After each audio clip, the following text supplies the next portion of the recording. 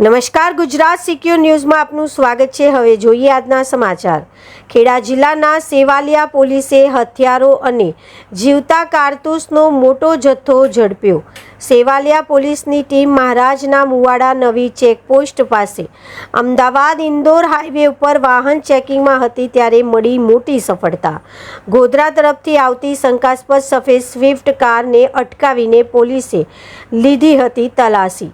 કારની અંદર સીટની નીચે સંતાડેલા એક પેન્ટમાંથી 4 દેશી પિસ્તોલ, 1 દેશી રિવોલ્વર, 2 મેગેઝીન અને 40 જીવતા કારતૂસ મળી આવ્યા હતા। પોલીસે 1.25 લાખના હથિયાર, 5 લાખની કાર અને 30,000ના 3 મોબાઈલ ફોન મળી કુલ કિંમત ₹6,60,000 રૂપિયાનો મુદ્દામાલ જપ્ત કર્યો હતો।